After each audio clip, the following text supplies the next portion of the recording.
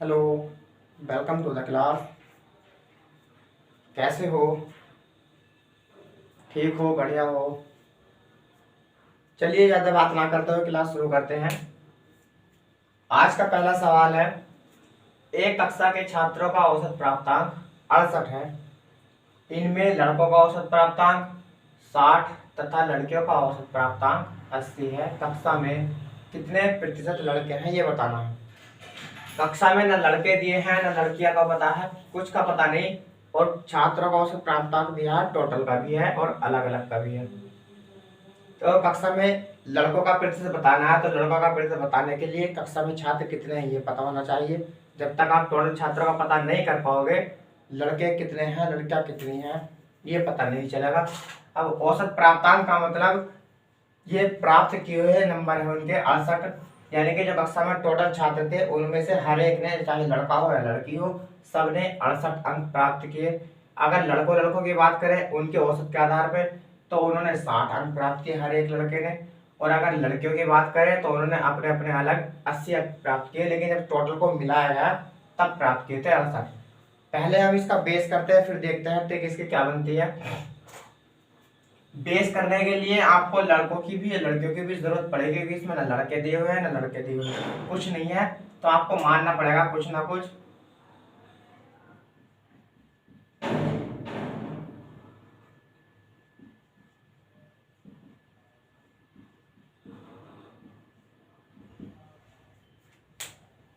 अब अगर मैं आपसे कहूं कि क्लास में 10 लड़के हैं और 15 लड़कियां हैं, क्लास में 10 लड़के हो गए और 15 लड़कियां हो गई, तो आप मुझे बताओ टोटल छात्र कितने हो गए।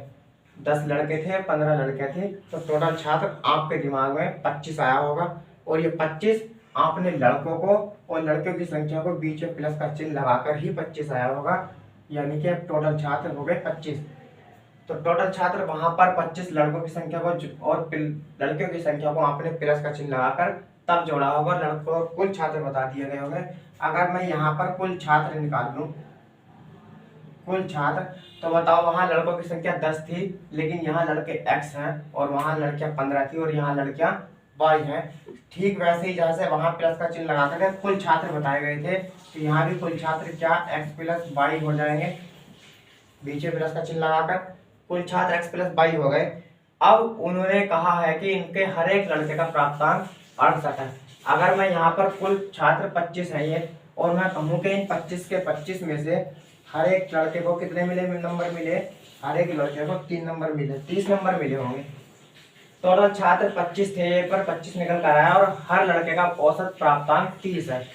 30 68 के स्थान पर मैंने 30 माना है, क्योंकि हर लड़के को, लड़का हो या लड़के हो, टोटल छात्रों को औसत प्राप्तांक 30 है। तो मैं इनका कुल योग जानना चाहूंगा कि इनका कुल योग कितना होगा, 25 के 25 छात्रों का कुल योग कितना होगा।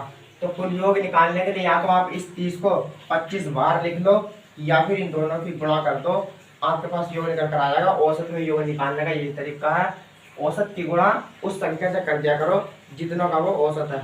2500 का औसत है तो 25 की गुणा इस पर कर दिया करो, तो 30 की गुणा, औसत 30 था और 25 लड़के हैं, इसकी गुणा कर देंगे तो 25 क्या 75, यानी कि 750 अंक इन सभी लड़कों ने लिए थे। अब 750 अंक इन सभी लड़कों ने लिए, कैसे लिए, टोटल छात्र इतने थे और प्राप्तांक इतना था, तो कुल अंक कितने आ गए।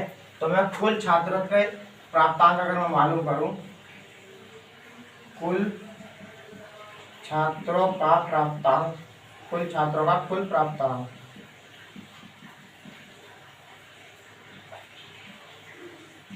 या सभी कह लो, सभी छात्रों के कुल प्राप्तांक, यानी कि अलग अलग यहाँ जिस तरह से सभी छात्रों को कुल प्राप्तांक निकले, औसत से छात्रों की गुणा कर दी गई थी, तो यहाँ भी सभी छात्रों का अगर मैं प्राप्तांक निकालूं तो इन सभी छात्रों का औसत प्राप्तांक 68 होगा, और वहां पर कुल छात्र 25 थे, लेकिन यहाँ पर कुल छात्र कितने हैं x प्लस y। अगर मैं इन दोनों की गुणा कर दूं तो ये कुल छात्रों का प्राप्तांक मिल जाएगा या नहीं, क्योंकि यहाँ पर भी औसत प्राप्तांक 25 था और लड़के औसत प्राप्तांक 30 और लड़के 25 थे, इन दोनों की गुणा करी तो कुल प्राप्तांक निकला। सेम इस तरीके से सभी छात्रों का अगर कुल प्राप्तांक निकाले, यानी कि सारे छात्रों ने कितने अंक प्राप्त किए, तो औसत 38 था, 68, जिस तरह यहाँ औसत 30 था और लड़के वहाँ 25 थे छात्र पूरे, और यहाँ पर प्लस y, इन दोनों की गुणा करने पर टोटल मिल चुके हैं। अब उन्होंने लड़कों को भी बांट दिया है, लड़कियों को भी बांट दिया है। जब लड़कों का औसत प्राप्तांक देखा अलग से तो 60 मिला। तो मैं अगर लड़कियों का प्राप्तांक निकाल लूं, लड़कों का कुल प्राप्तांक, ये वाला प्राप्तांक तो टोटल छात्रों का था, लेकिन लड़कों का अलग अलग निकालते हैं। तो लड़कों का कुल प्राप्तांक, तो बताओ औसत चाहिए और पदों की संख्या चाहिए। औसत कितना है लड़कों का प्राप्तांक का? लड़कों के प्राप्तांक का औसत है 60, लेकिन बताओ गुणा उस चीज से की जाती है जितने छात्र हो या कितने लड़के लड़के हो। लेकिन यहाँ पर लड़के हैं कितने? लड़के तो x है, तो मैं लड़कों की x की गुणा कर दूंगा, तो ये लड़कों का कुल प्राप्तांक मिल जाएगा। अगर यहाँ लड़के 10 हैं और हर 10 लड़के ने 20 अंक प्राप्त किए होंगे, हर 10 लड़के ने 20 अंक प्राप्त, यानी 10 के 10 लड़कों का औसत प्राप्तांक 20 होगा। तो सारे लड़कों का कुल प्राप्तांक कितना हो जाएगा? तो आप इन्हें गुणा करके ही बताओगे कितना हो जाएगा। 200 आएगा टोटल सभी लड़कों का प्राप्तांक। सेम इस तरीके से लड़के हैं x और प्राप्तांक उनका 60 था, इन दोनों ही गुणा करने पर लड़कों का प्राप्तांक आ चुका है। अगर मैं लड़कियों का प्राप्तांक निकाल लूं, लड़कियों का कुल प्राप्तांक, तो लड़कियों का कुल प्राप्तांक के लिए भी सिर्फ नाम ही तो चेंज हो रहे हैं, लेकिन संख्या जो योग निकालने का तरीका है वो तो सेम ही है। औसत कितना है लड़कियों का प्राप्तांक का? औसत है 80। और आपके इस बार लड़कियां कितनी है? लड़कियां हैं भाई, इन दोनों की गुणा कर दी गई। तो ये लड़कियों का कुल मिले नंबर और ये लड़कों का कुल मिले नंबर, और ये वाले नंबर टोटल छात्रों के नंबर हैं। तो आप मुझे बताओ, अगर मैं लड़कों के अलग और लड़कियों के ये वाले दोनों को जोड़ दूं तो क्या लड़के और लड़कियों का पूरी छात्रों का मिल जाएगा? और पूरी छात्रों का प्राप्तांक कितना है? पूरे छात्रों का प्राप्तांक ये है, तो इसके बराबर हो जाएगा। जैसे कि 60x प्राप्तांक लड़कों के थे और 80y प्राप्तांक लड़कियों के थे, ये पूरी छात्रों के औसत प्राप्तांक बने। अगर ये पूरी छात्रों के औसत प्राप्तांक है तो पूरी छात्रों के औसत प्राप्तांक तो ये है 68 की गुणा x में होगी 68x और प्लस 68y। ये है पूरी छात्रों का औसत प्राप्तांक, ये भी पूरे छात्रों का औसत प्राप्तांक है और ये भी पूरे छात्रों के, दोनों बराबर हो जाएंगे।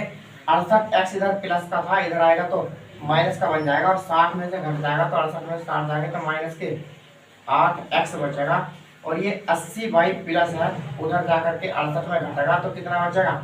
80y में से 68 घट जाएगा तो 12y बचेगा माइनस के, क्योंकि प्लस का जाता है उधर जाकर माइनस का बचेगा, तो माइनस से माइनस कट जाएगा। 4 दूनी 8 और 4 तिया 12 3y, यानी कि 2x बराबर हमारा 3y बनता है। और जब ऐसे संख्या बराबर में रखी होती है तो इस वाले पद का मान ये वाला होता है और ये वाले पद का मान ये होता है। तो x का मान 3 है और y का मान 2 है, तो इसका मतलब ये है कि x बराबर कितना है?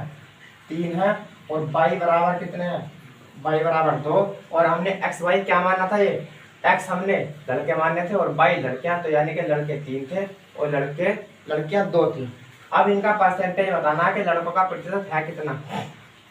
अब आप मुझे बताओ, यदि आप परसेंटेज निकालते हो तो आपके हाई स्कूल की परसेंटेज अगर आप निकालना चाहोगे तो 6 सब्जेक्ट रहते हैं, 6 सब्जेक्ट रहेंगे और उनमें हर सब्जेक्ट पर अलग अलग नंबर रहेंगे। तो आप क्या परसेंटेज क्या निकालते हो? टोटल नंबर देखते हो और कुल नंबर यहाँ लिखते हो। जितने आपको मिले हैं बे नंबर, जितने आपको नंबर मिले हैं बे नंबर ऊपर लिखोगे और नीचे लिखते हो आप वो संख्या कितने में से बे मिले हैं। ये तो औसत परसेंटेज निकालते हैं, यानी कि आपको टोटल कितने नंबर मिले वो ऊपर लिखते हो और नीचे संख्या वो लिखते हो कितने में से मिले, यानी कि सारे नंबर जोड़ करके, और वो संख्या लिखते हो टोटल कितने में से मिलते हैं। तो वे कितने में से मिलते हैं? वे 600 में से मिलते हैं और आप गुणा कर देते हो 100 में से, 100 से गुणा कर देते हो परसेंटेज निकालने के लिए। ठीक इस तरीके से हमें लड़कों का परसेंटेज बताना है। तो आप बताओ प्रतिशत बताना है लड़कों का।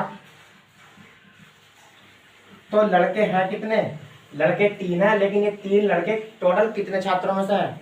5 छात्रों में से, क्योंकि 2 लड़कियां थी, 3 लड़के टोटल छात्र तो 5 थे और 5 में से अगर 3 लड़कियां हैं तो ये 3 लड़के हैं कितने में से?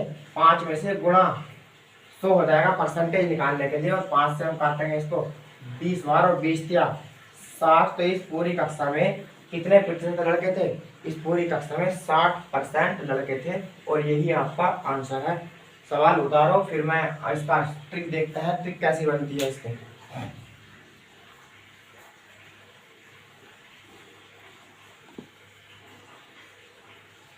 चलिए, बेस इसका हो चुका था और बेस भी जरूरी था आपका। अब देखना है आपको पेपर में करना कैसे है। सवाल में कहा गया है कि औसत प्राप्तांक 68 है पूरी क्लास का। लड़कों का औसत प्राप्तांक अलग है और लड़कियों का अलग है, यानी कि लड़कों का जो प्राप्तांक है वो 60 है और लड़कियों का प्राप्तांक 80 है और पूरे छात्रों का प्राप्तांक 68 है। ये वाला मिक्सर लगाने के लिए आपको 3 चीजों की जरूरत पड़ेगी। यहाँ संख्या रखी हुई, यहाँ संख्या रखी हुई, सेम होगी लेकिन दिखने में सेम नहीं होगी, लेकिन जो उनका मान होगा वो सेम होगा और बीच में जो संख्या रखी होगी वो इन दोनों का मिक्सर होता है। ये लड़कों का औसत है और ये लड़कियों का। लड़के लड़कियां अलग है लेकिन ये भी औसत है और ये भी औसत है, मान इनका सेम है और ये 68 इन दोनों के मिक्स का औसत है। अब आप इसे कर लो और ध्यान रखना ये वाली संख्या एक से बड़ी होती है और एक से छोटी। अगर इसमें से एक संख्या इसमें से घटाई जाएगी और एक संख्या में से ये खुद घटाई जाएगी। 60 में से 68 नहीं घटाएगा, लेकिन 68 में से हम 60 घटाएंगे, 68 में से 60 घटाएंगे कितना बचेगा 8 बचता है। और 80 में से अब 68 घटाना, पहले 68 में से 60 घटाते क्योंकि ये छोटी थी, अब इस बार 80 में से 68 घटा देंगे तो 12 बचता है। 4 या 12 और 4 दूनी 8। लड़के थे ये तो लड़कों के नीचे की संख्या लड़के और लड़कियां थी ये लड़कियों के नीचे की संख्या लड़कियां। तो लड़के हमें कितने मिले, लड़के 3 मिले। टोटल कितने में से 3 और 2 5 में से और गुणा 100 से करनी है और 5 दूनी 10 और बराबर आ जाएगा आपका 60%। ये तरीका आपको एग्जाम में करना है और तब करना है, पहले देख लेना अलग अलग औसत होना चाहिए और एक मिक्स औसत होना चाहिए तभी कर सकते हैं, वरना नहीं कर सकते।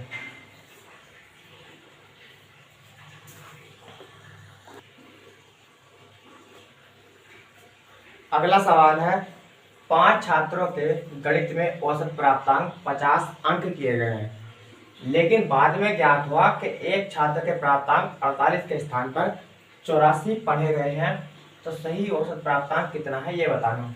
48 जोड़ने थे लेकिन 84 उसमें जोड़ दिए गए हैं तो गलत प्राप्तांक मिल चुके हैं, तो सही वाला जो होगा वो बताना है। छात्र थे 5, एक ए होगा, एक बी होगा, एक सी और एक डी और एक होगा ई। ये 5 छात्र थे और अगर औसत प्राप्तांक की बात की तो इनमें सब में अंक इनके 50-50 थे, तो ये 50-50 हो जाएंगे। लेकिन जब उसने कहा कि प्राप्तांक एक छात्र पे 48 जोड़ने थे लेकिन 84 जोड़ दिए गए या 84 पढ़े गए, तो सही प्राप्तांक कितना थे ये बताना था। या तो इनके नंबर कहीं ना कहीं सबके अलग अलग होंगे, पीछे पांचों के पांचों छात्रों के नंबर गणित में कहीं ना कहीं सबके अलग अलग होंगे, लेकिन उन सबको अलग अलग जब जोड़ा गया तब भी जो योग आएगा वो योग, और जब इनका औसत प्राप्तांक निकाला गया यानी कि अगर हमें सबको 50-50 दिए गए तब भी वो वाला योग दोनों सेम होंगे। तो सेम इसी तरीके से अगर मैं इन पांचों के छात्रों का प्राप्तांक को जोड़ूं तो पहले को भी 50 मिले होंगे। औसत के अनुसार अगर मैं जोड़ता हूं तो इन सबको 50-50 अंक मिलने थे, इन सबको 50-50 अंक मिलने थे, तो टोटल अंक कितने मिल जाते हैं इनको, टोटल अंक मिल जाएंगे 1 2 3 4 5। कुल अंक अगर इनकी बात करें, कुल अंक कितने होंगे इनके, कुल अंक प्राप्तांक अंक कुल, तो कुल प्राप्तांक के लिए आपको औसत और पदों की संख्या चाहिए और औसत आपका 50 है और पदों की संख्या कितनी है 5 है, तो 5 5 25, 250 अंक होने थे। अब चाहे आप इन्हें इस तरह से जोड़ लो, सबको 50-50-50 को 5 बार लिख करके 250 आ जाएंगे। तो उनके लड़कों के जो 5 छात्र थे गणित में सभी को 250 अंक मिले थे, 250 अंक मिले। लेकिन ये 250 अंक तब मिले जब इस 48 के स्थान पर क्या जोड़ा दिया गया, 84 जोड़ दिया गया, क्योंकि 250 अंक तो हमें 50-50 के हिसाब से मिल रहे थे, लेकिन कहीं ना कहीं इनके अंक पहले सबके अलग अलग रहे होंगे और उनमें से एक के 48 थे, लेकिन 48 ना जोड़ करके उसने 84 जोड़ लिया था, तो ये 250 बना। तो बताओ क्या अगर 48 जोड़ना था 84 जोड़ लिया तो कुछ ना कुछ तो ज्यादा जोड़ लिया होगा। तो जितना उसने ज्यादा जोड़ना था तो हमारे 48, लेकिन जोड़ कितना दिया 84। 48 जोड़ना था 84 जोड़ दिया, तो बताओ आप बताओ तो कितना ज्यादा जोड़ दिया गया होगा, तो कितना ज्यादा जोड़ दिया होगा, इनमें से घटाने पे तो मिलेगा ये 84 में से 48 अगर हम घटाएंगे 14 में 60 गए 6 और 7 में 4 गए 3, यानी कि उसने 36 अंक ज्यादा जोड़ दिए गए थे।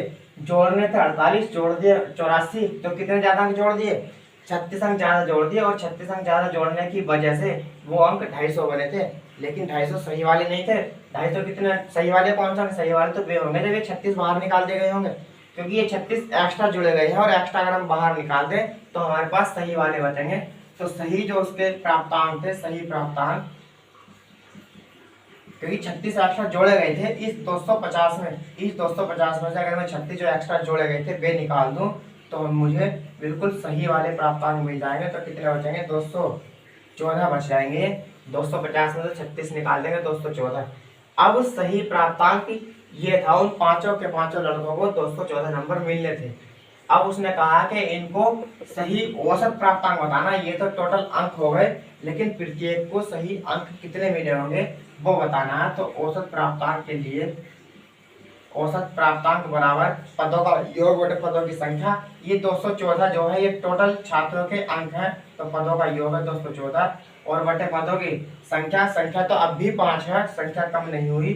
5 से भाग कर देंगे और 5 से भाग करने का मतलब ऊपर संख्या में 2 से गुणा कर देंगे तो आपका आंसर आ जाएगा। और 214 की 2 से गुणा करेंगे तो कितना आ जाएगा, 428 और एक अंक छोड़ करके पॉइंट लगा देना, 42.8 प्राप्तांक इसका आ जाएगा और यही आपका आंसर है।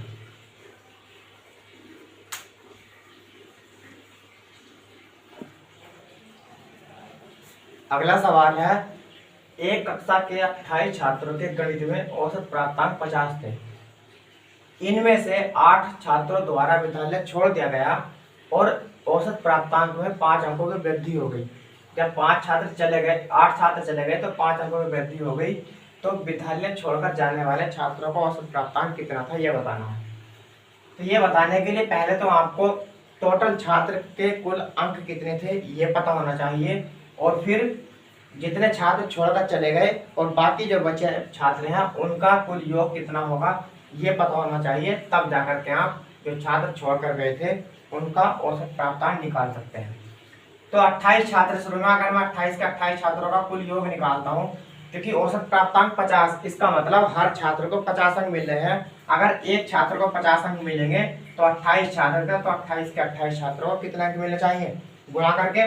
क्योंकि अगर एक छात्र को अंक 50 मिलेंगे और मैं कहूँ कि 2 छात्रों को कितने मिलेंगे, तो 2 को 100 मिलेंगे और 3 को कितने मिलेंगे, 3 को 150। और ये 150 आप औसत प्राप्तांक में 3 छात्रों की से गुणा कर दो तो 150 आ जाएगा। सेम इस तरीके से 28 छात्रों के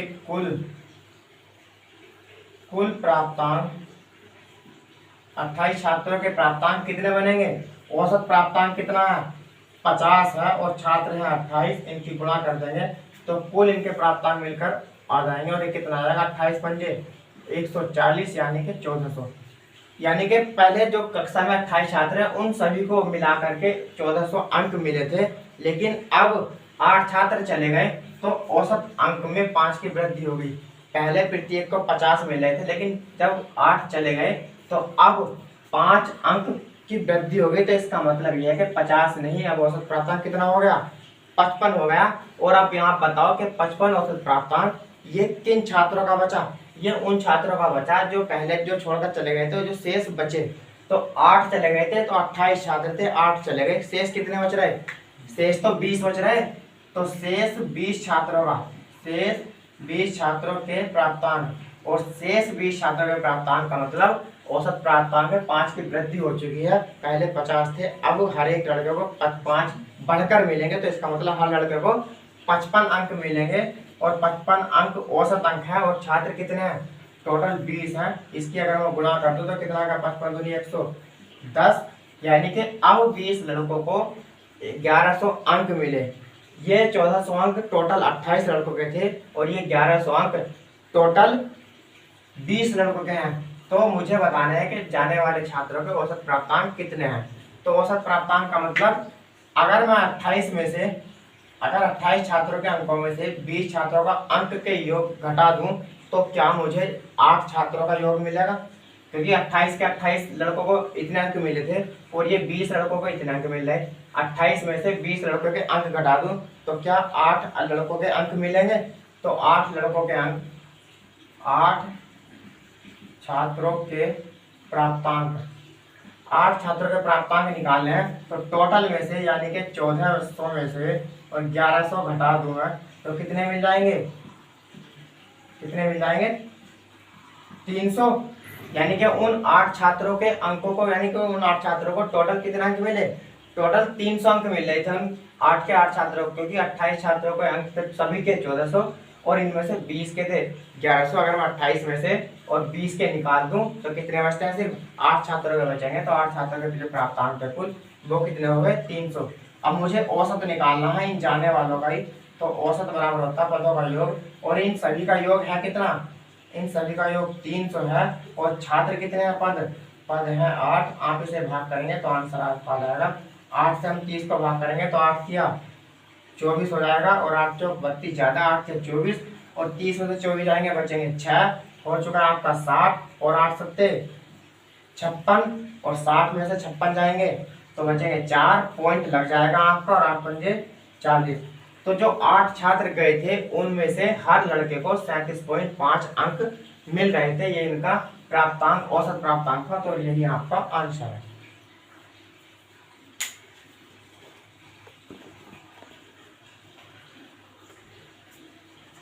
अगला सवाल है आपका, एक कक्षा में कुछ छात्र थे। यदि एक नया छात्र जिसका भार 50 किलोग्राम है प्रवेश पा लेता है तो कक्षा के औसत भार में 1 किलोग्राम की वृद्धि होती है। और एक अन्य 50 किलोग्राम भार के छात्र द्वारा प्रवेश लेने पर औसत भार में यानी प्रारंभिक औसत भार में 1.5 किलोग्राम की वृद्धि हो जाती है। कक्षा का प्रारंभिक औसत भार कितना है ये बताना है। कक्षा में ना छात्र दिए हुए हैं और ना ही उनका औसत प्राप्तांक दिया हुआ है, लेकिन बस वृद्धि की जा रही है। जब एक नया छात्र आया तब 1 किलोग्राम की वृद्धि हुई और फिर दोबारा से एक और नया छात्र आया तब प्रारंभिक की औसत भार में 1.5 किलोग्राम की वृद्धि हुई। तो प्रारंभिक औसत भार बताना है वो है कितना। न छात्र है और ना ही औसत भार है। तो मैं मानता हूं कुल छात्र मान लो उस कक्षा में x थे। कुल छात्र कक्षा में x हैं और औसत भार हो गया y। आप कुछ भी मान सकते हैं, a मान लो, b मान लो, मैं x y मान रहा हूँ। कुल छात्र x थे और औसत भार उन सभी छात्रों का था y। औसत भार सभी छात्रों का था क्या था? y छात्र था, y था औसत भार। अब आप मुझे बताओ, अगर कक्षा में 10 लड़के हुए और इन सभी का औसत भार 5 हुआ, 10 लड़के हैं और सभी का औसत भार 5 हुआ, तो सारे 10 के 10 लड़के कितने किलोग्राम के कितने भार के हो जाएंगे? तो सारे लड़के 50 किलोग्राम भार के हो जाएंगे, क्योंकि हर लड़का 5 किलोग्राम का होगा, छोटा लड़का होगा जैसे भी होगा। तो 10 लड़के थे और हर एक का औसत भार 5 था। तो बताओ 10 के 10 लड़कों का औसत भार क्या 50 होगा? और ये 50 इन सबकी दोनों के गुणा करने को ही आया होगा। औसत की गुणा पदों की संख्या से कर दी तो हमें कुल भार मिल गया है। अगर मैं यहाँ पर कुल भार मालूम करूँ, इनका कुल भार सभी छात्रों का कुल भार के लिए औसत चाहिए, औसत भार की संख्या, और औसत भार की गुणा की जाती है कितने का भार आपको चाहिए। तो औसत है इसमें 22 और कुल छात्र हैं x। इन दोनों की अगर मैं गुणा कर दूं, जिस तरह छात्र थे 10, यहाँ छात्र हैं x, औसत भार है वहां पर 5 और यहाँ औसत भार है 22, उन दोनों की गुणा कर दी। तो इन दोनों की गुणा कर दूं तो गुणा करने पर क्या आएगा? x 22। तो कुल भार बताओ x y मिला या नहीं? ये कुल भार हो गया। अब मैं आपसे ये कह रहा हूं कि एक लड़का और आ रहा है, एक लड़का और आ गया है। तो आप मुझे बताओ, यहाँ अगर 10 लड़के होंगे तो अब एक लड़का और आ गया तो कितने लड़के हो जाएंगे? अब 11 लड़के होंगे और वो 11 इस 10 में आपने +1 किया होगा, तब जा करके 11 लड़के बने होंगे। सेम इसी तरीके से जब एक लड़का आया तो लड़के थे x, और आप बताओ लड़के कितने हो जाएंगे? x + 1। कुल y कितने हो जाएंगे? अब x + 1, क्योंकि यहाँ 10 लड़के थे, एक आ गया नया तो अब हो गए 11, तो आपने एक जोड़ दिया। सेम इस तरीके से x लड़के थे लेकिन एक लड़का आया और तो वो हो गया x + 1। अब x + 1 लड़के हो गए, लेकिन भार उसका 50 किलोग्राम था। ये वाला जो 50 था ये इन दो सभी 10 के 10 लड़कों का भार था। और मैं कहूँ कि जो लड़का वो ये वाला लड़का जो आया था वो 6 किलोग्राम का था। जो ये एक लड़का आया इसका अपना अलग भार था 6 किलोग्राम। तो आप बताओ इन 11 के 11 लड़कों का अब भार कितना हो जाएगा? क्या आप ये वाला 6 इस भार में जोड़ोगे? क्योंकि ये वाला भार था 10 लड़कों का और एक लड़का आया और उसका अपना अलग भार था जो कि वो था 6। तो ये 11 लड़के हो गए और अगर मैं इस 50 में ये 6 जोड़ दूं तो क्या इन 11 लड़कों का भार बन जाएगा 56 बन जाएगा ये।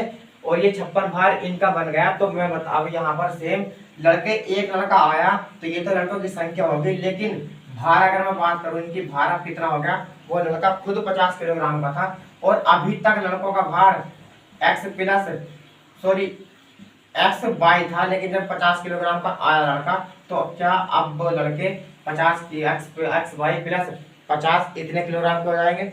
अब ये लड़के कितने कौन हो गए, जैसे कि 10 लड़के थे, एक लड़का नया आया तो 11 लड़के हो गए, और इस 11 लड़कों में 10 लड़कों के भार में एक अकेले लड़के का भार जोड़ दिया, यानी कि 50 में 6 तो 56 बन गए। तो ये 11 लड़कों का भार बन गया टोटल।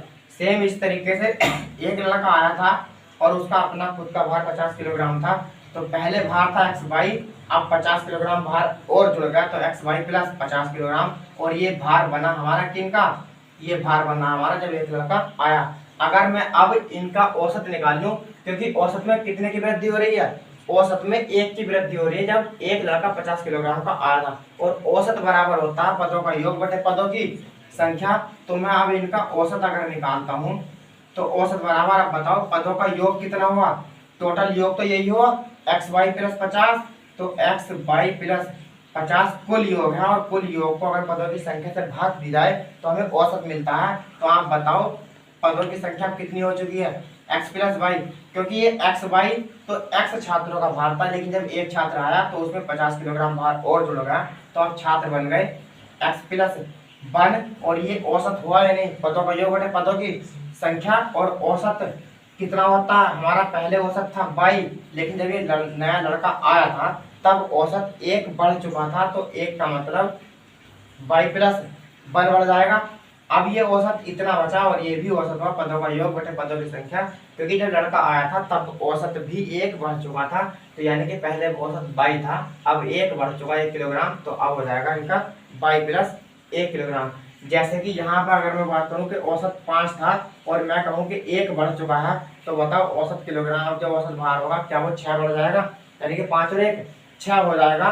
सेम इस तरीके से वाई प्लस 1 हो जाएगा। अब इसे समीकरण को हल करो तो ये आ जाएगा आपका एक्स वाई प्लस के 50, और इस एक्स प्लस 1 ये इसके बटे में, तो इसकी गुणा में जाएगा, और जब ये दोनों संख्या गुणा में रहेंगी तो मैं गुणा में यहाँ करके दिखा रहा हूँ लेकिन लिख रहा हूँ, तो एक्स प्लस 1 और वाई प्लस 1 इन दोनों के आपस में गुणा करेंगे, तो पहले इस एक्स की गुणा इस एक्स में करेंगे वाई में, तो एक्स वाई हो जाएगा, तो इस नीचे वाले एक्स की गुणा इस वाई में होगी तो बराबर में आएगा एक्स वाई, फिर इस एक्स की गुणा इस 1 में होगी तो प्लस के एक्स आएगा, फिर एक्स की गुणा यहाँ 1 में होगी तो प्लस के एक्स, फिर ये वाले 1 की गुणा इस वाई में होगी तो ये बचेगा प्लस वाई, और प्लस के इस 1 की गुणा इस 1 में होगी तो ए।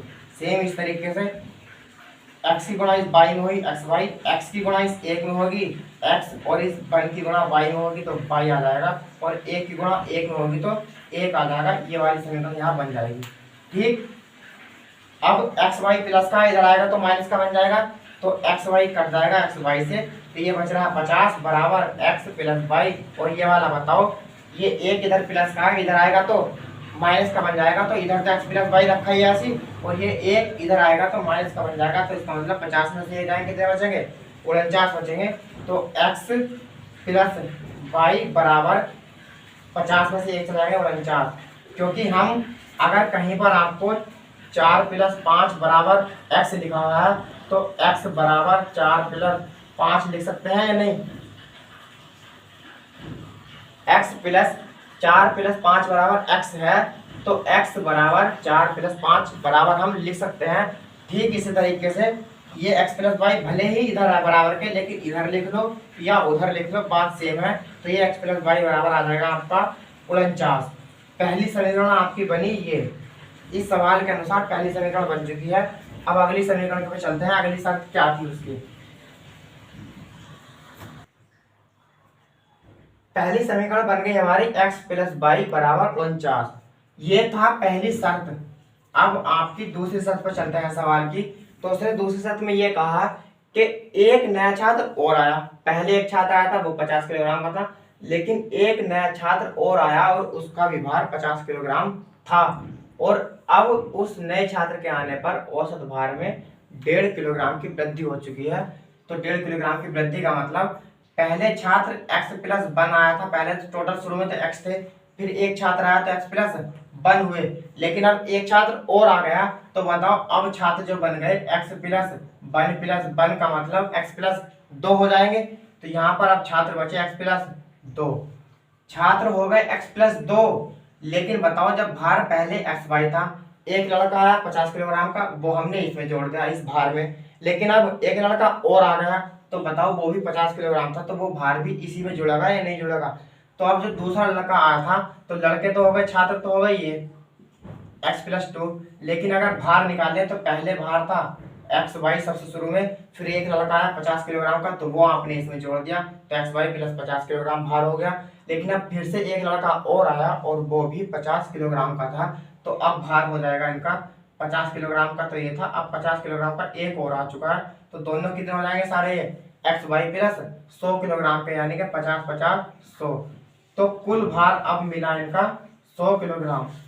कुल भार कितना हो गया अब एक्स वाई प्लस 100, और छात्र बन गए हैं x प्लस 2। अब अगर मैं इनका औसत निकाल लूं, इन सभी का औसत, तो औसत बराबर होता पदों का योग, और पदों का योग तो यही है एक्स वाई प्लस 100 पदों का योग, और बटे पदों की संख्या। अब संख्या सबसे शुरू में थी x, फिर एक छात्र आया, फिर वही x प्लस 1, एक और आया, तो अब बन गई x प्लस 2, तो पदों की संख्या हो गई x प्लस 2।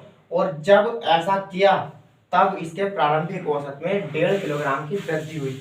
तो 1.5 किलोग्राम की वृद्धि का मतलब पहला प्रारंभिक औसत भार तो 22 था, अब इस 22 में 1.5 किलोग्राम की वृद्धि हो गई। 1.5 किलोग्राम का मतलब आपका हो जाएगा 3/2, 1.5 किलोग्राम का मतलब 3/2 होगा। अब इसे हल करते हैं हम, तो ये बचेगा आपका एक्स वाई प्लस 100, और बटे में बचेगा आपका यहाँ पर एक्स प्लस के 2, और क्योंकि ये भी औसत है और ये भी औसत, दोनों बराबर चल रहा है, इस 2 की यहाँ पर इसके बटे में 1 है, इस 2 की इस बाई में गुणा होगी, तो 2 बाई लघुत्तम लेकर के, और 3 ऐसी आ जाएगा, और बटे में चल रहा आपका 2, बटे में 2। अभी दोनों के बराबर में अंश तथा हर में है, इनकी आपस में कैंची गुणा कर लो, इन दोनों की गुणा आपस में हो जाएगी, और इन दोनों की गुणा आपस में, तो इसकी जब इस 2 में इस संख्या में गुणा होगी, तो ये हो जाएगा 2x और प्लस के इस 2 की गुणा 100 में होगी, तो कितना हो जाएगा 200 बराबर। अभी इस x प्लस 2 की इस 2y प्लस 3 में गुणा होगी, तो पहले इस x की गुणा में करूंगा इस वाले पद में, तो x की गुणा होगी 2y में, तो कितना हो जाएगा 2xy, प्लस का चिन्ह लगा हुआ है यहाँ पर, तो x की गुणा 3 में होगी तो 3x, और प्लस 2 की गुणा y में होगी तो 4y, और इस 2 की गुणा 3 में होगी तो प्लस के 6 बन जाएगा ये। अब 2x प्लस का इधर है और 2xy प्लस का इधर है, तो जब प्लस का इधर है तो माइनस में आएगा, तो माइनस में से कट जाएगा, क्योंकि जब बराबर में संख्याएं दोनों सेम होती हैं तो वे कट जाती हैं आपस में। तो अब कितना बच रहा है, सिर्फ ये 6 प्लस का है, इधर आएगा तो माइनस का बन जाएगा, और 200 में से जब 6 माइनस होंगे तो कितने बचेंगे 194। लेकिन 3x प्लस के 4y तो सेम रखे हुए हैं, तो 3x प्लस के 4y ऐसे रखे हुए हैं, और ये 6 घट करके इधर आ जाएगा 200 में से, तो 194 बचेगा। आपकी दूसरी समीकरण बनी ये वाली। पहली समीकरण x प्लस वाई बराबर 49, और दूसरी समीकरण 3x प्लस वाई बराबर 194। अब इन दोनों को हल करते हैं समीकरणों को। तो पहली समीकरण हो गई x प्लस के वाई बराबर 49, और दूसरी समीकरण हो गई आपकी 3x प्लस के 4y बराबर 194। अब इस समीकरण को हल करने के लिए दोनों को एक मान बिल्कुल सेम होना चाहिए, और एक चीज प्लस की होनी चाहिए और एक चीज माइनस की, तभी आप हल कर सकते हैं, वरना ये हल नहीं होगी। तो ये x प्लस वाई है और ये 3x प्लस वाई है, इसमें से वो संख्या हल कर लो। आपको एक संख्या काटनी है और एक बचानी है। आपको बचानी वो संख्या जो आपको मान चाहिए, हमें औसत भार चाहिए प्रारंभिक, क्योंकि औसत भार प्रारंभिक चाहिए, और हमने औसत भार प्रारंभिक क्या मानना है, बाई मानना है, तो इसका मतलब हमें बाई बचा लेना चाहिए, वहां x को काट देना चाहिए।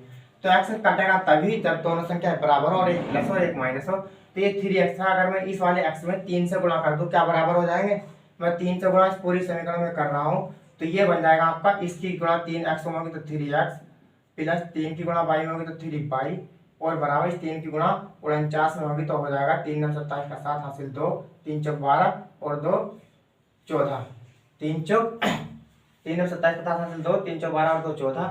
अब और नीचे की समीकरण आपकी यही 3x प्लस के 4y बराबर 194। दोनों समीकरण हमारी समान हो चुके हैं अब ये, क्योंकि ये 3x है और ये भी 3x है और दोनों बराबर हैं और प्लस दोनों प्लस के हैं, लेकिन प्लस प्लस नहीं करते हैं, माइनस प्लस करते हैं। और जब माइनस प्लस काटने हो, चिन्ह बदलने हो, तो आपको घटाने पर किया जाता है। तो यहाँ आप घटाने पर करेंगे जो आप पहले से करते आए हो।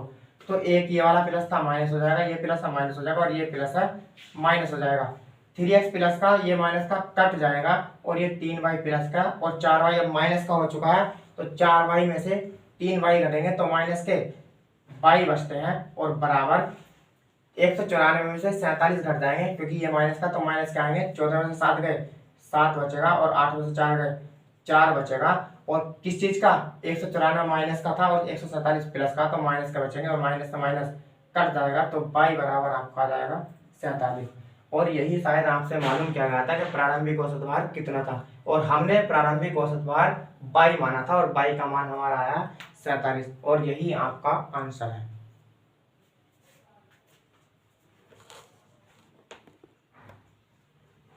अगला सवाल है, एक विद्यालय में दो विभाग ए तथा बी हैं। एक विद्यालय में दो विभाग ए तथा बी हैं। किसी परीक्षा में इनके औसत प्राप्तांक 26 हैं। विभाग ए में 25 विद्यार्थी हैं जिनका औसत प्राप्तांक 30 है, तथा विभाग बी में 20 विद्यार्थी हैं और विभाग बी का औसत प्राप्तांक बताना है। अलग अलग औसत प्राप्तांक भी है और छात्रों की संख्या भी दी गई है दोनों विभागों में। आपको बी का औसत प्राप्तांक बताना है कितना है। विभाग ए ये रहा और विभाग बी ये हुआ। विभाग ए में 25 विद्यार्थी हैं और विभाग बी में 20 विद्यार्थी हैं। विभाग ए में 25 विद्यार्थी और विभाग बी में 20 विद्यार्थी। अब इनका औसत बताना है बी का कितना होगा, और इनका सभी का औसत दे रखा है 26। अगर मैं सभी का औसत निकाल लूं, 25 छात्र ये थे और 20 छात्र विभाग बी में थे, टोटल छात्र कितने हो गए? कुल छात्र जो हो चुके हैं, कुल छात्र हो गए 45। कुल छात्र 45 हो जाएंगे, क्योंकि विभाग ए में 25 छात्र थे, विभाग बी में 20 छात्र हैं, तो दोनों विभागों में छात्र मिल चुके हैं 45।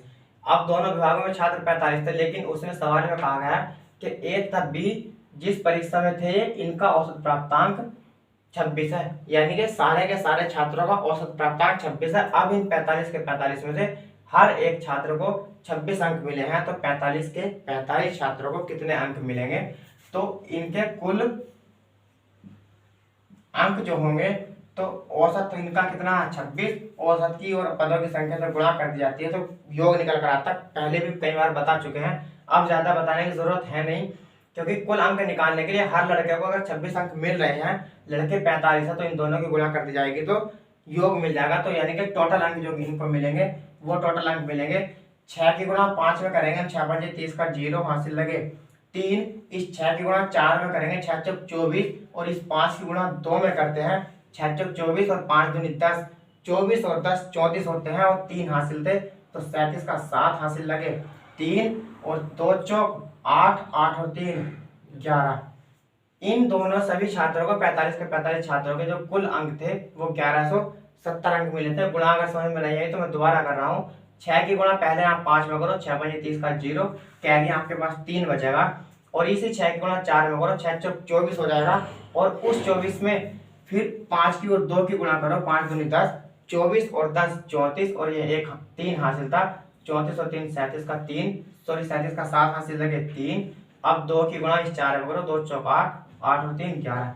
तो उन 45 के 45 छात्रों के प्राप्तांक 1170 हैं। लेकिन जब अलग अलग देखा गया, विभाग ए में 25 छात्र थे और इनका औसत प्राप्तांक 30 है, तो बताओ विभाग ए के अलग अलग छात्रों को जब 30 अंक मिल रहे थे सभी को, तो टोटल छात्रों को कितने मिलेंगे? विभाग ए में औसत प्राप्तांक 30 है और औसत प्राप्तांक की और पदों की संख्या गुणा कर दी जाती है तो योग मिलता है, तो इनकी गुणा कर दिया है। तो बताओ ये 30 औसत प्राप्तांक था और 25 छात्र थे, क्या इन सभी को कुल अंक हो गई है? क्योंकि हर लड़के को अगर 30 अंक मिल रहे होंगे, लड़के 25 थे, तो सभी को कितने अंक मिले होंगे? 25 गुणा 30 और प्लस। अब विभाग बी में विद्यार्थी तो 20 है, लेकिन इसके औसत प्राप्तांक का पता नहीं, क्योंकि औसत योग निकालने के लिए औसत की और पदों की संख्या की जरूरत पड़ती है। यहाँ पर औसत है 30, पदों की संख्या 25, लेकिन यहाँ पदों की संख्या तो है लेकिन औसत का पता नहीं, औसत मान लो x।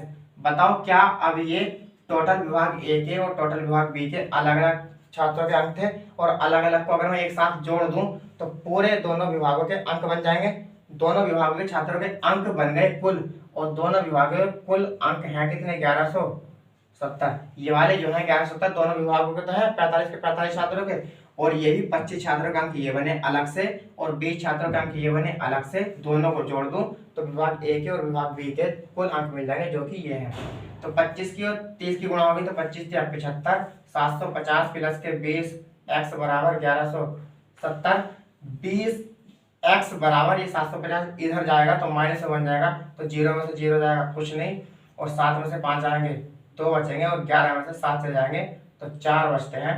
0 से 0 कट जाएगा, x बराबर बचेगा आपका कितना, 21। x बराबर 21 बचता है, और x माना था हमने ये b का, विभाग बी का औसत। यहाँ पर विभाग बी का औसत हम मानते हैं, विभाग बी का औसत प्राप्तांक x मानते हैं हम औसत विभाग बी के। तो हमने x का मान हमारा कितना है, x का मान हमारे पास 21 आया, यानी कि जो 20 विद्यार्थी थे विभाग बी में उन सभी को 21 अंक मिल रहे थे, और विभाग ए के सभी 25 के 25 लड़कों को 30 अंक मिल रहे थे, तब जाकर के वे टोटल 1170 हुए थे।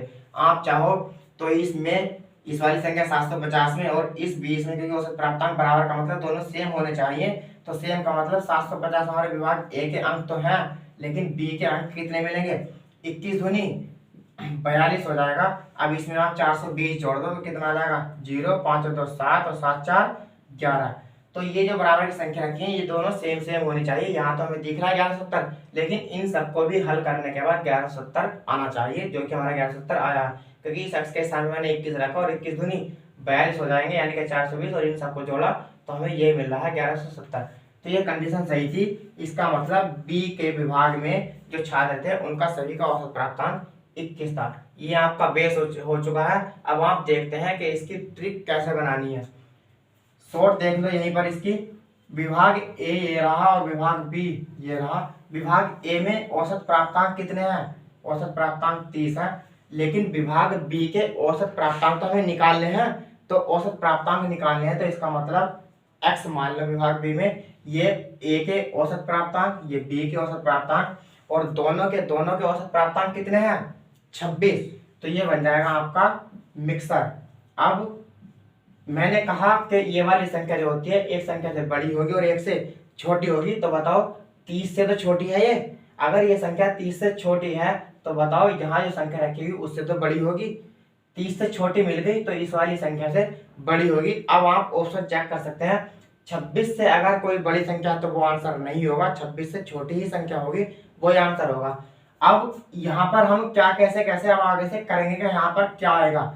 तो बताओ ये औसत प्राप्तांक, ये भी औसत प्राप्तांक, और ये दोनों का औसत प्राप्तांक, लेकिन छात्र दोनों में दे कितने रखे हैं, विभाग ए में छात्र 25 और विभाग बी में 20 है। इनका अनुपात निकालना जरूरी है, 5 यानी कि 4 5 चौक 5 पंजे 25 और 5 चौक 20, यानी कि अनुपात की अगर बात करें तो अनुपात में विभाग ए में 5 छात्र और विभाग बी में 4 छात्र। 30 में से 26 घटाया कितने बच रहे, 4 बच रहे हैं। तो आप बताओ ये 5 बचा है, तो यहाँ पर ऐसी क्या संख्या होनी चाहिए जिसे घटा करके 5 बच जाए, ऐसी क्या संख्या, क्योंकि यहाँ हमने 30 में से 26 घटाया, तो इस बार इस 26 में से एक ये घटेगा, एक बार इसमें से इस वाली ऊपर की कोई सी भी संख्या होगी तो ये संख्या घटती है, और एक बार इस संख्या में से ऊपर की संख्या वो घटती है। 30 में से हमने 26 घटाया तो 4 बचे, आपके बारी है 26 में से घटाने की। तो यहाँ जो संख्या रखी गई वो कितनी होगी कि 26 में से वो संख्या घटाई गई और हमें 5 मिला, तो कितनी होगी वो 21 ही तो होगी। तो यहाँ पर 21 अगर हम रख दें तो 26 में से 21 घटाएंगे तो 5 बचता है, तो यहाँ पर इसका मान क्या हो जाएगा 21, और ये 26 इससे छोटा है और इस वाली संख्या से बड़ा बन जाएगा, तो आपका आंसर 21 आ जाएगा। आप ये कर सकते हैं, समझ में नहीं आया तो दोबारा चेक कर लेना, आपका आंसर 21 आ जाएगा।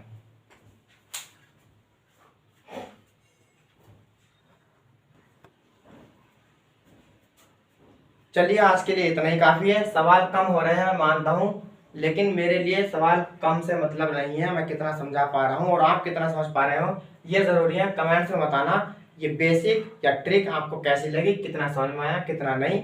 लाइक शेयर सब्सक्राइब ये भी करते रहना साथ साथ। फ्री में वीडियो देखनी नहीं है, कभी फ्री में वीडियो देखते चले आए और लाइक शेयर कुछ ना करें, तो आप लाइक शेयर भी करते रहें। अगर अच्छा लग रहा है तो आपको, समझ में आ रहा है तो आपको, अगर और आप ऐसे ही बेसिक चाहते हैं और ट्रिक चाहते हैं तो लाइक शेयर करना बनता है आपका। बाकी बातें कल होंगी, फिर मिलते हैं आपसे। Thank you.